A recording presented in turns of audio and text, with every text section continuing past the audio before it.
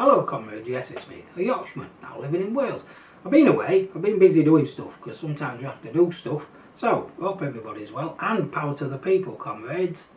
So I'm going to look at Sustrans again, because they, as an organisation, or charity, or a business, which is what I think they should be called, actually always intrigued me, because in the last 4 or 5 years, I estimate we have given them, not given, but the different governments across the UK have decided they should have about £400 million in that time, if not more.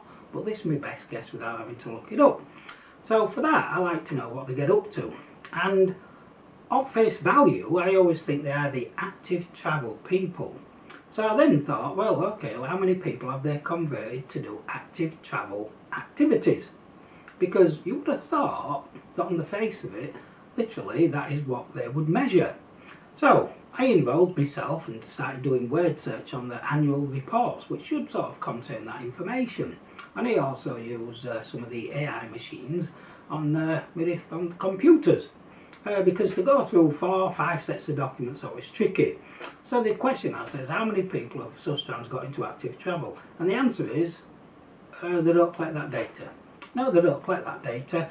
The data they do actually collect, though, is how many paths are built, how many cycleways have cleaned up and maybe made good again, how many barriers have been removed. In addition to that, how many pressure and advocacy groups have set up. Yes, you heard me. How many pressure and advocacy groups they have set up in the communities to promote active travel. But literally, they don't actually measure active travel and if it's made any difference. So at that point you think, or I'm thinking to myself, have I missed something? I'm a bit stupid. So I couldn't find anything and there isn't anything. But as I've said, the things they do measure, they're building work, and I'm going to call it groundwork. So are Sustrans really some sort of building company in disguise? Because that's what I'm beginning to think. If they are, then they are extremely expensive, because even I can do that sort of groundwork, you know. I've got a mate who can do the same stuff as well, and I'm quite sure I could do it a lot cheaper. To be fair, then I went back and I looked at this document here, which lists their charitable objects, which I don't really get. I think it should be objectives either way. And it goes on to say, to promote and encourage, both in the UK and overseas, for the public benefit, the development in the community and the provision of safe routes, paths and facilities for cycling, walking and other forms of low energy transport. So really they are just a building company who are getting millions of pounds, hundreds of millions of pounds of public money for creating safe routes. That's it. Now, of course, now that my suspicions are raised, I then look elsewhere, and as you can see here, it says the protection of the environment. Right, now, to then make things really make sense about what is the true purpose of them, we then have to go, sadly we have to go to this document here. And this is a summary done by AI. And it goes on to say, the introduction of 20-mile-an-hour speed limits in Wales is highlighted as one of Sustrans' key advocacy wins in their 2023-24 annual report. Right, it's presented as part of their wider campaign to make neighbourhoods safer, healthier and more accessible. Right then, so literally Sustrans are an advocacy group, but also a building group funded by me and funded by you. That's interesting, isn't it? So the only actual thing we can evidence to do is building work, and that's it. We can't do anything else with them. But they are an advocacy group, you see, because as I look through the governments, they do then also say we've set up 177 such and such groups, we've done this, but they're actually not saying how many people have actually now committed to doing active travel, i.e. getting rid of the cars. Right, now I've mentioned cars, I then sort of went back into the different documentation. These are some of the early documents here, and it goes on. Our second priority at the top is creating livable towns and cities for everyone. I've seen this before, and I asked one of the members of the Senate, I said, can you explain why they're not livable then? Because they're going to make them livable. I didn't get an answer, actually, so I've seen this before. But the clue is on the first blue arrow. The solution is simple. We need fewer vehicles on our streets.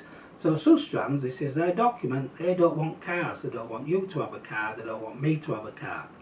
They go on to say, second blue arrow, our goal is to help shape places that connect us to each other and what we need.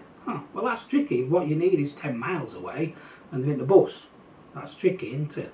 And where everyone can thrive without having to use a car. So we can thrive without a car. I'm sure I can thrive when I want to take my dog, my cat, my baby llama, my duck or something else to the vet.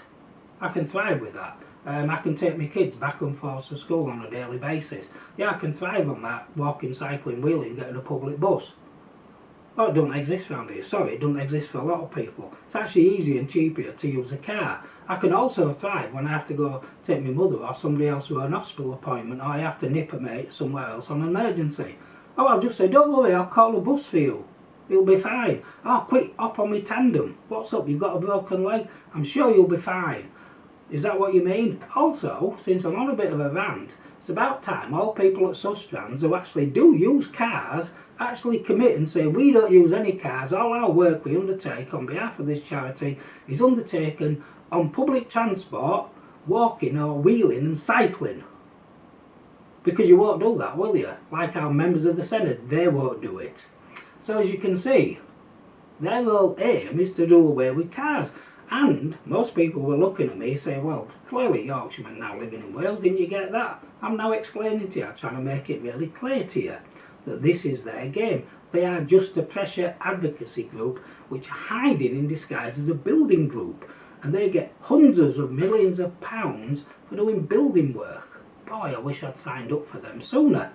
So what else did I notice? Well, I then asked the AI machine to do a summary about the reports, and it comes up with this. And bearing in mind I normally do a double check with stuff like this, I can say this is correct.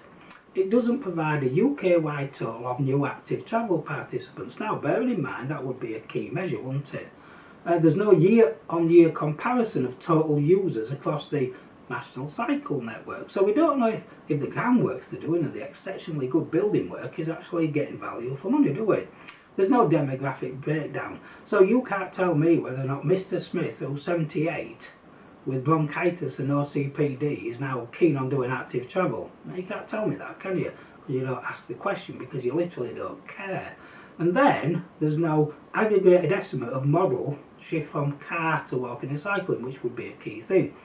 Then it goes on to do the summary, which I have to admit is better than I could do.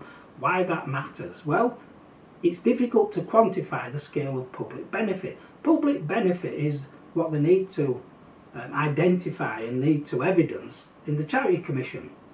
But the only thing they've evidenced is groundworks. So I don't know if that counts as a public benefit. It also goes on to say, assess return on investment. Well, we can't assess it because we don't know, do we? So they've done all this groundworks, but is it paying dividends? No idea, because they don't measure it. And then, of course, what's it like over in, say, Wales versus, say, in West Yorkshire? We don't know, so we can't tell. But what they tend to do is they do one size fits all.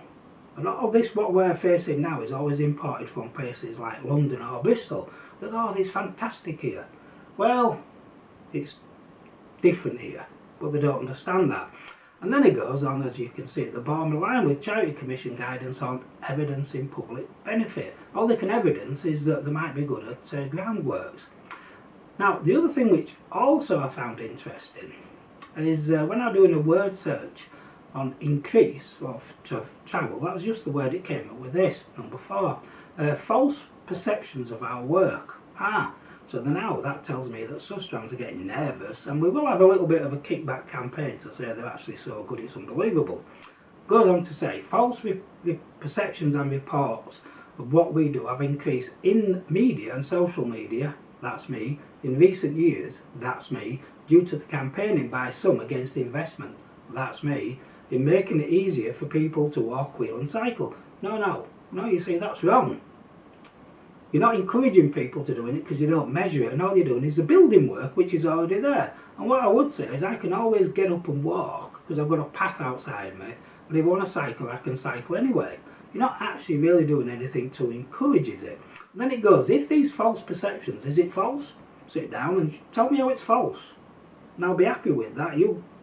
I'm quite happy sat down and going through an unlimited time, unlimited one-to-one chit-chat with you. Repeated and spread without mitigation. Well, my mitigation is I don't literally know what you're supposed to be doing because you're not measuring active travel participants. All you can tell me is that you're doing building work.